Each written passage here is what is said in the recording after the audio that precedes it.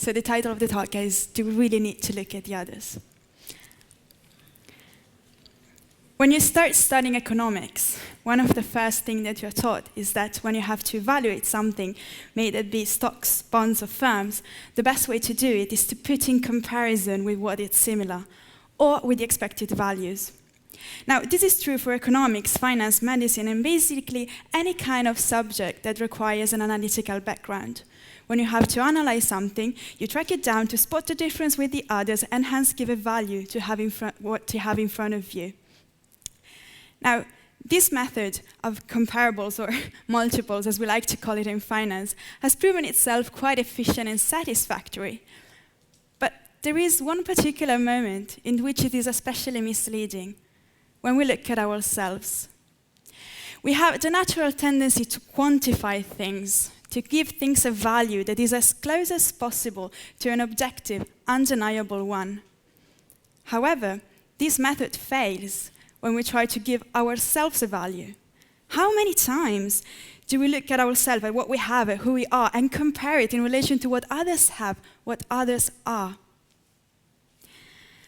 There are certain moments in our lives in which we look at ourselves, we try to understand what are our priorities, what kind of obstacles are we willing to struggle for.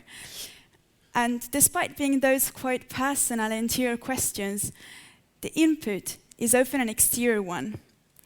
Like, think when you have to write a CV. I guess that most of you can relate to the frustration of facing a white page with that incessant flickering pointer, trying to put into words the experiences you have gone through in the past years of your life. And this is a difficult and demanding process by itself, but it becomes even harder when you have to expose yourself, when you have to show someone your CV or anything that somewhat describes you. You start doubting and questioning whether what you do is worth, and you start feeling not good enough. When this feeling kicks in, this really disturbing and edgy feeling kicks in, the approach that brings our feet back to the ground is asking ourselves, what makes us happy? What is it that in the most genuine, pure, unconditional way makes us glad, joyful, content, walking on air, or any kind of positive feelings that gives us good vibes? When I asked this to myself, I had my own personal answer.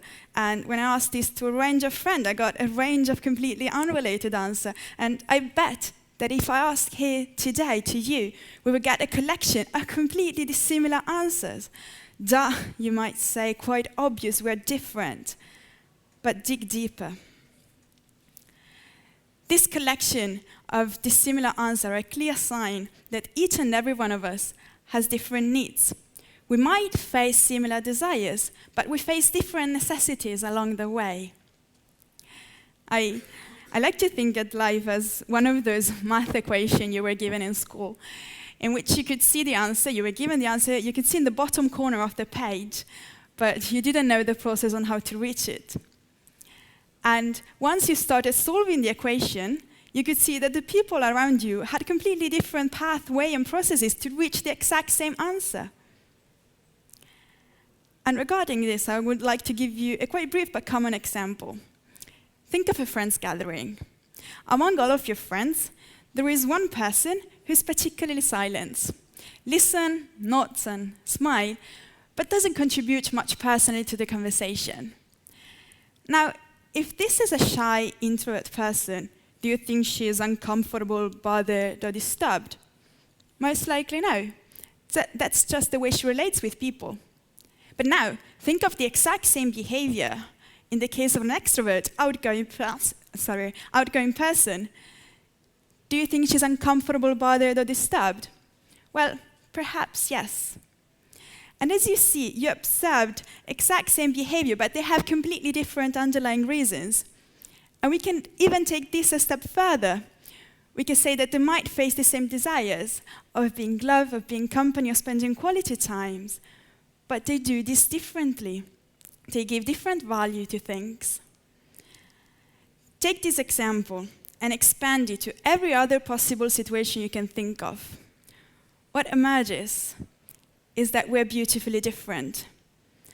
but not in a rather mystical way, but just in the way that we have to embrace that we are individuals and you are unique.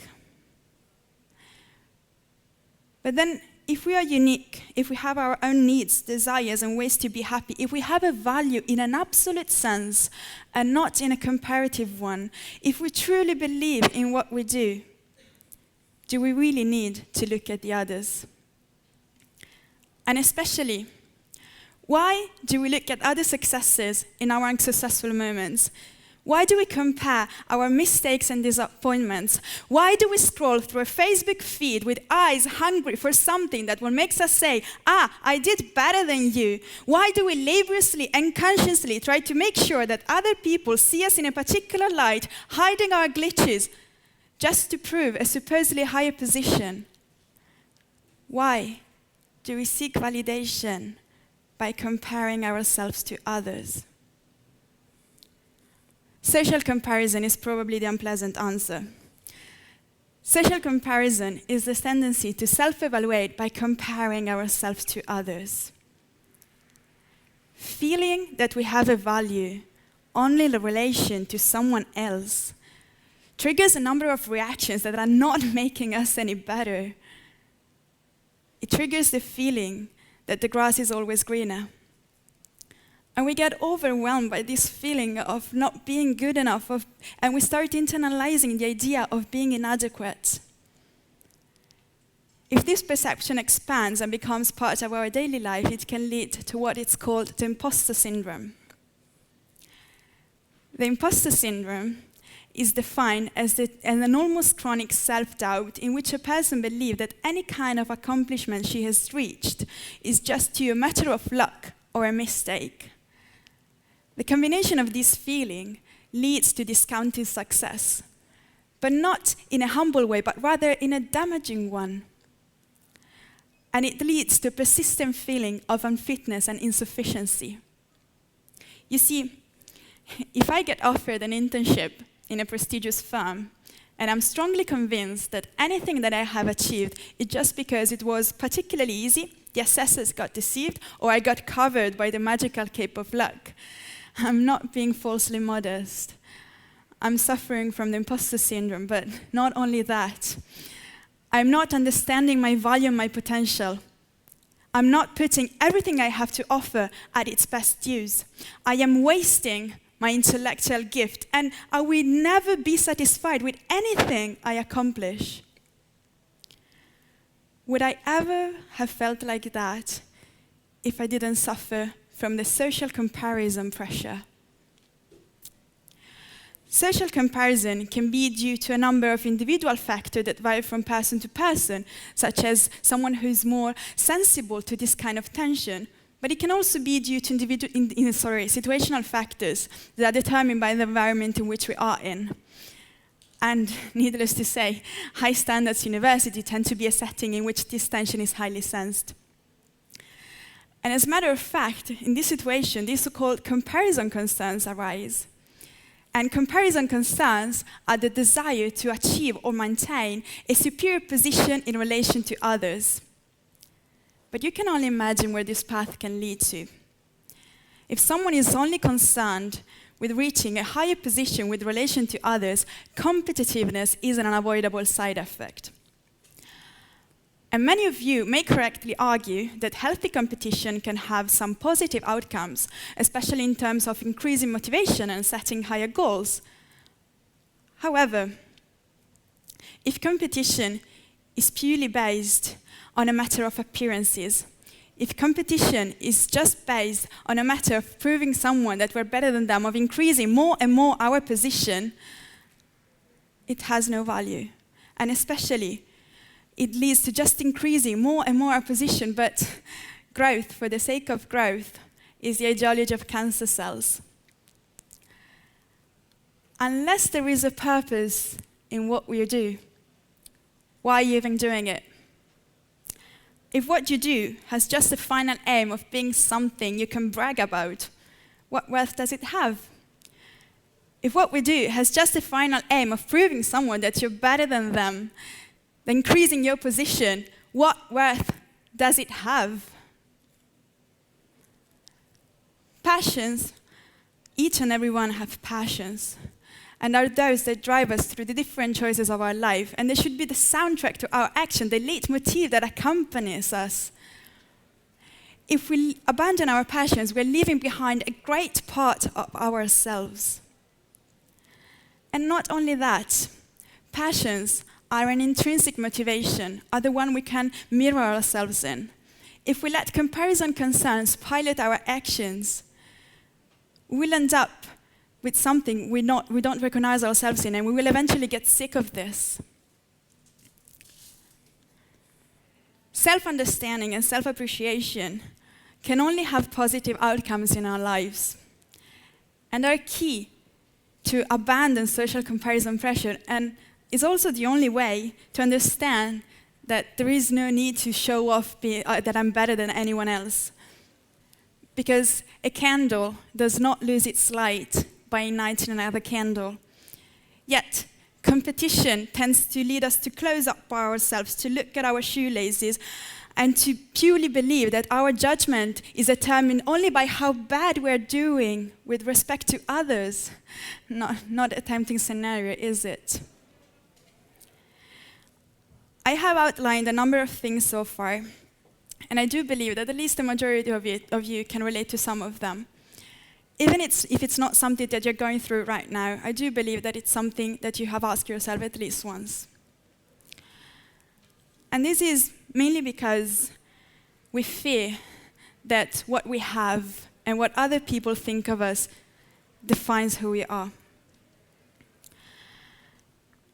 I've heard stories of people who had an incredible emotional intelligence and the ability to be the one person that brings light into the room, but feared that the not so excellent grades would prevent them from being accepted from others. I've heard stories of people who had great ideas, but feared that they lacked somehow some soft skills of persuading someone, of selling themselves, and would prevent them from turning their dreams and ideas into reality. I've heard stories of people who loved what they were studying, but got discouraged once the people around them just talked about grades and feared that those numbers would define them. I've heard loads of stories of people who had an incredible, unstoppable passion, but feared that they were somewhat limited to reach a position in which they could make the most out of this burning fire they had inside. If we only abandon the idea that we are determined by what other people think of us, that we are determined by how good or bad we're doing with respect to others, if we only abandon social comparison pressure, then maybe we would be able to follow our inner vocation. And maybe we would also be able to understand that it's not what we show, it's not what we have, it's not who we are that determines us, but it's our choices. And I'm going to give you a snapshot of my personal life. Past summer, I attended a summer course with people I never met before, and I'm probably never going to meet again. But I had the time of my life. At the end of it, a person approached me and asked me, "Did you like it?" I'd say, "Yes, a lot." And he asked me, "Why?"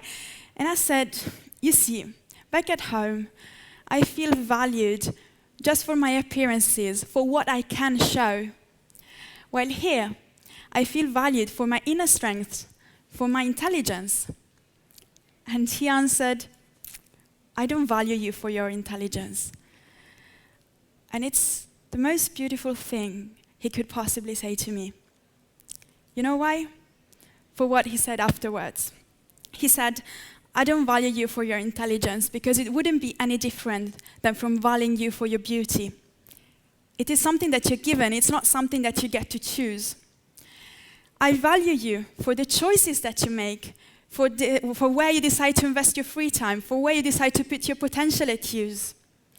And I believe that you shouldn't feel flattered if someone told you, 'I appreciate you for who you are.' You should feel loved if someone told you, 'I appreciate you for the choices that you make.' Because if we learn to appreciate ourselves, to understand ourselves, to understand our needs, to understand how to reach our desires with our own capabilities, we will soon learn that there is no need to be the best. No need to show off a supposedly higher position. No need to show off to others what we have reached. Because every part, every single part, even the smallest one, even the one we think doesn't deserve the spotlight, every part, if played at its best, it's the part of a protagonist. Thank you.